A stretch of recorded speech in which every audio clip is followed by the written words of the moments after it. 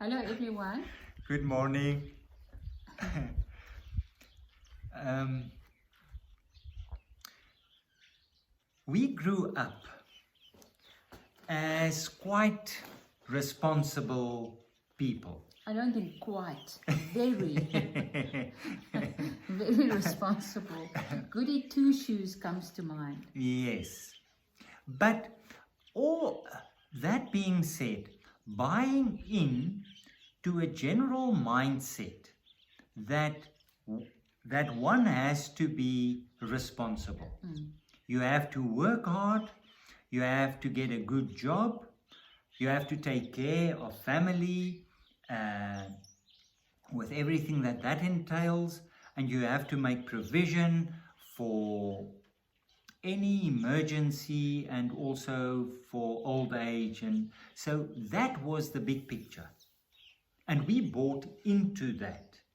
And it's something that we had to do. It was our Yes. responsibility.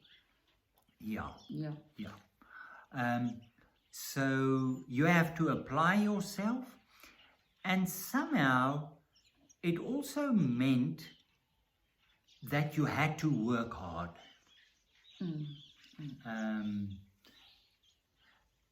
I grew up with a sense that if there isn't some sort of drainage that I experience, or being totally stretched, then I'm not totally responsible.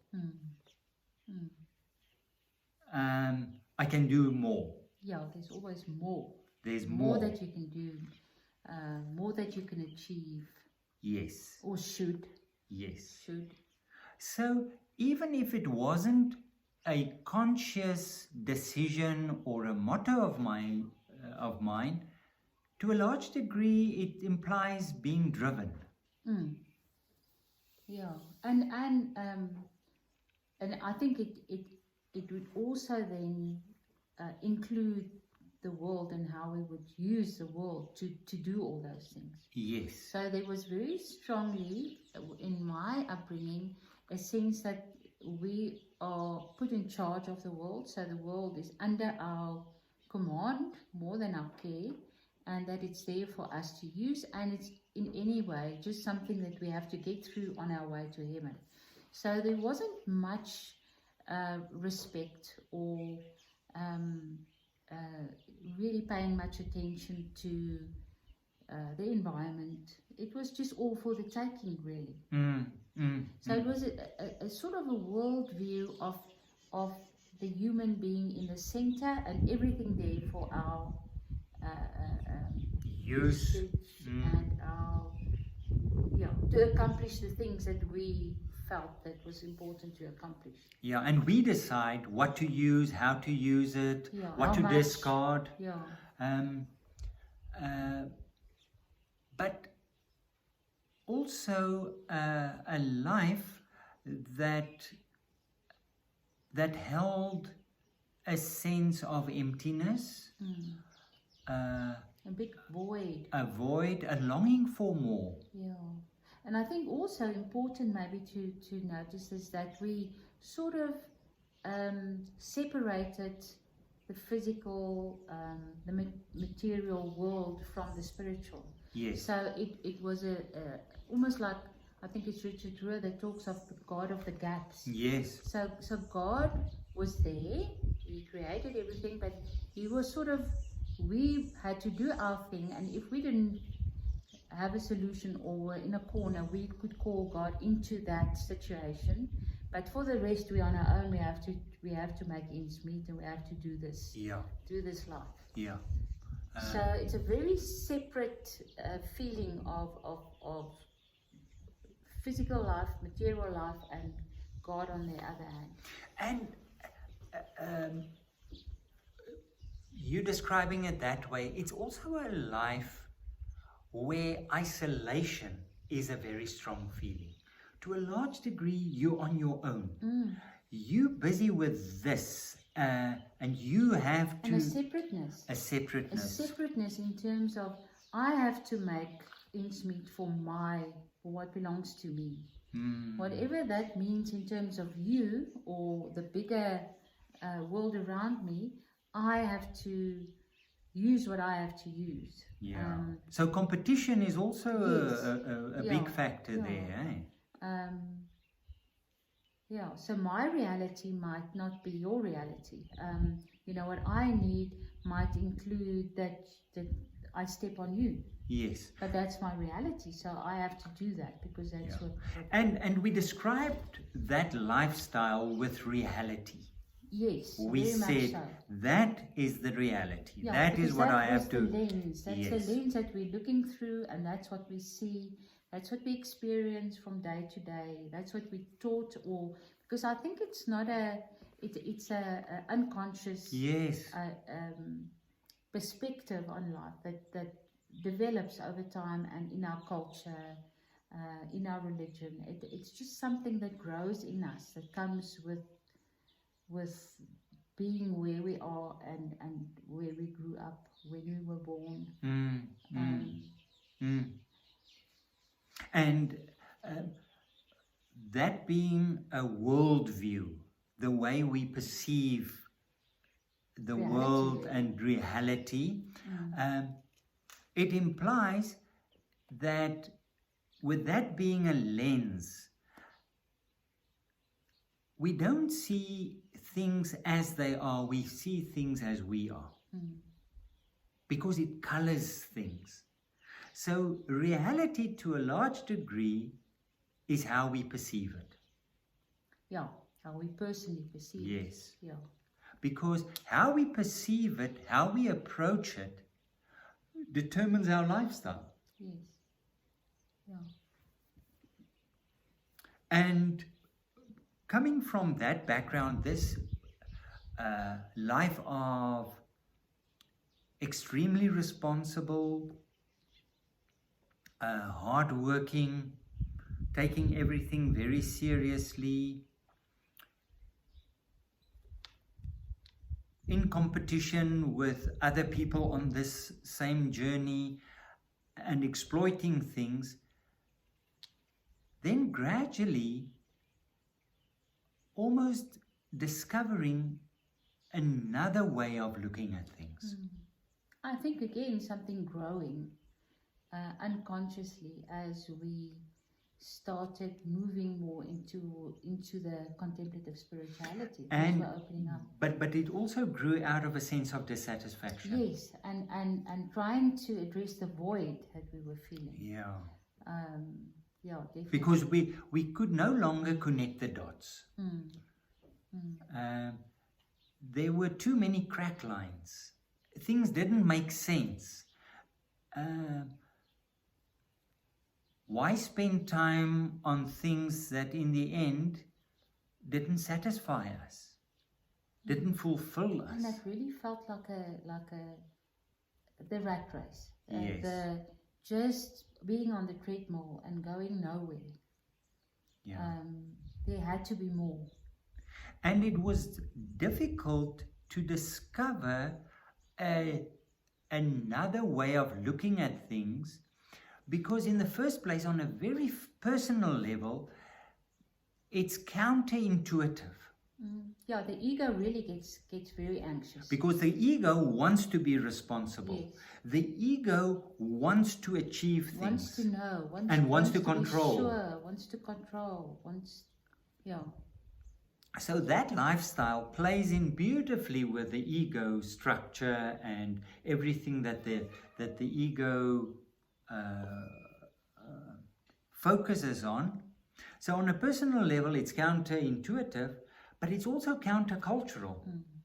Because the big culture, or the culture at large, that's the way we do business. That's the way we live our lives.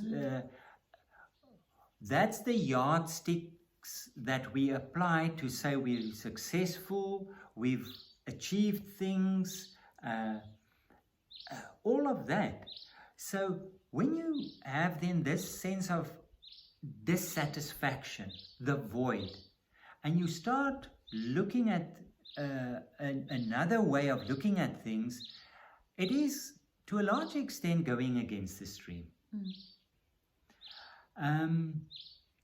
But then gradually growing into this sense of a deeper fulfillment and getting in touch with a bigger stream than the one that I'm creating. It's sort of moving away from me being the center. And I think it's something that grew in the sense that I don't think it was something that we consciously tried to get to. It's more like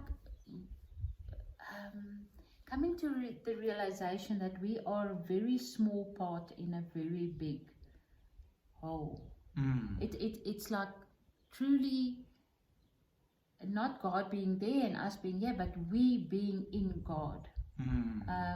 That everything and all of this, that the whole day is infused with God.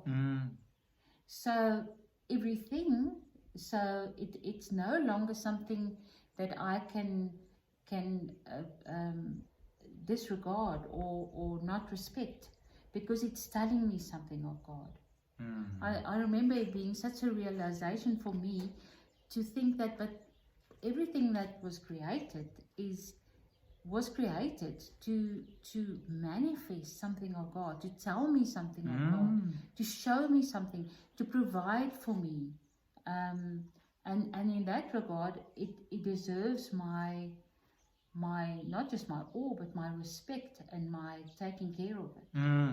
So it was a growing thing, a lens that was changing, while still, I think, and that's the challenge, still living in a very harsh life that has all the challenges that previously existed. It's not like, it didn't disappear. And I think that's the for us, the sad part is that people from outside would look at our lives now and maybe think we are actually a little bit irresponsible, that we are just living from day to day, not really making provision for life ahead, and that it looks like it's an idyllic life, and they would even say, I would love to live like that. But my reality, in the harsh reality of my life, I don't have that luxury. It's a luxury to live like that.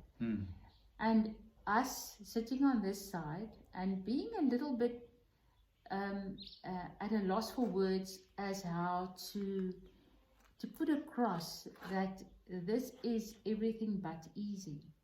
It might be a simple life, but it's not an easy life. It has all the ingredients of what their harsh reality might entail.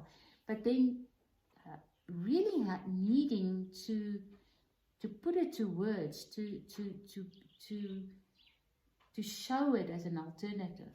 And to live it as an alternative, and like you say, it's not an easy view or perspective to sell. No, it's not. It's not very marketable.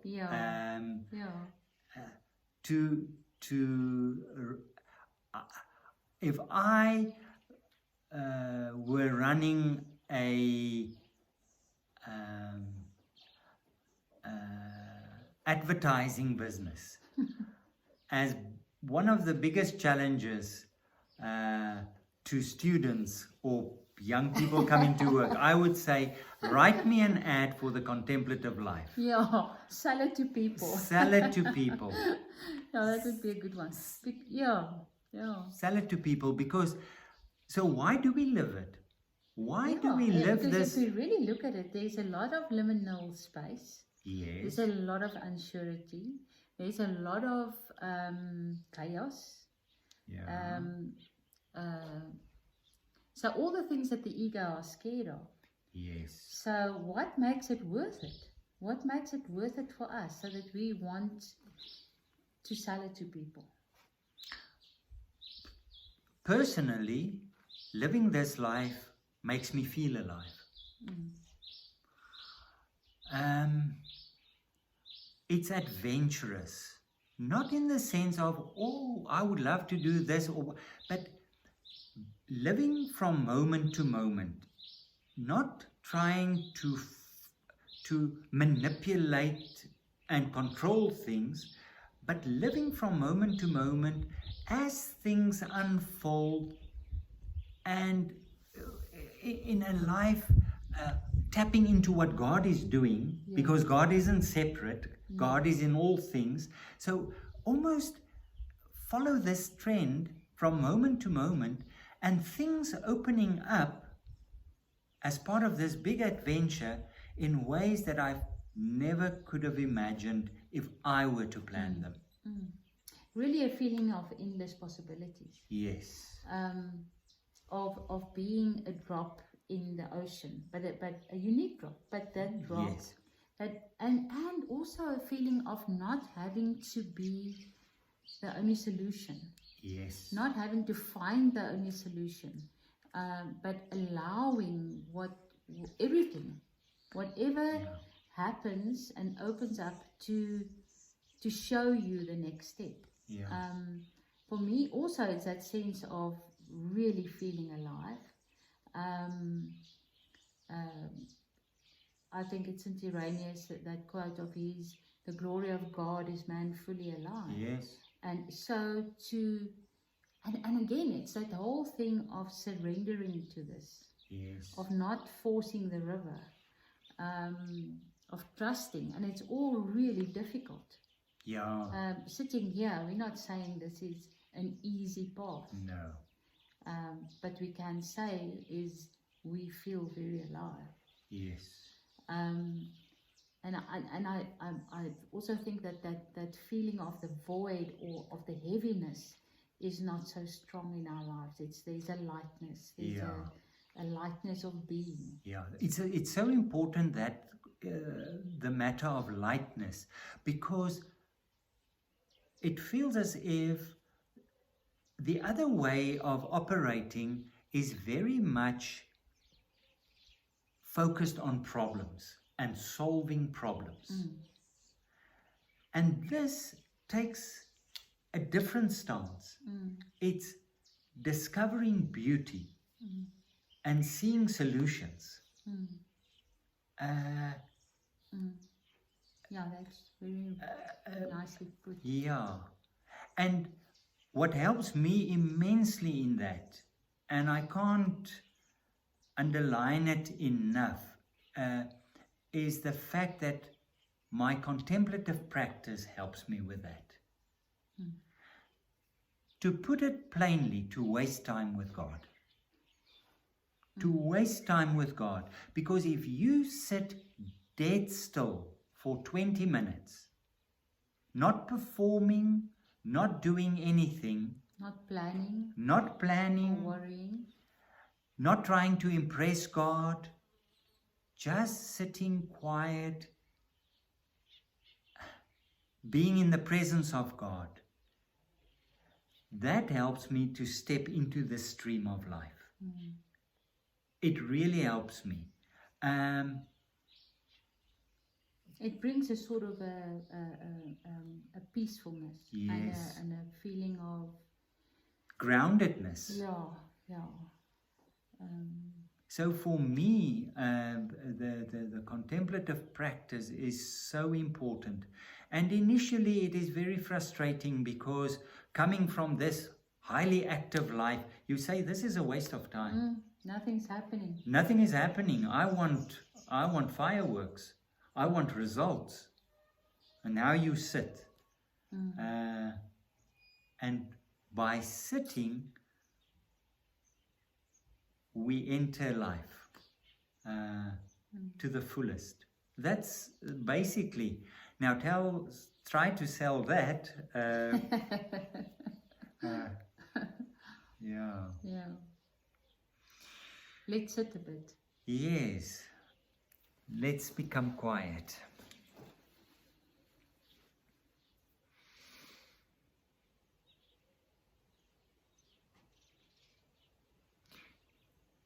Just be aware of you being part of the big flow of life. The big, wondrous flow of life.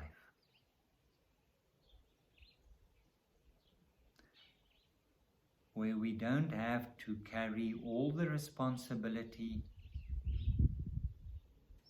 and constantly find solutions for problems.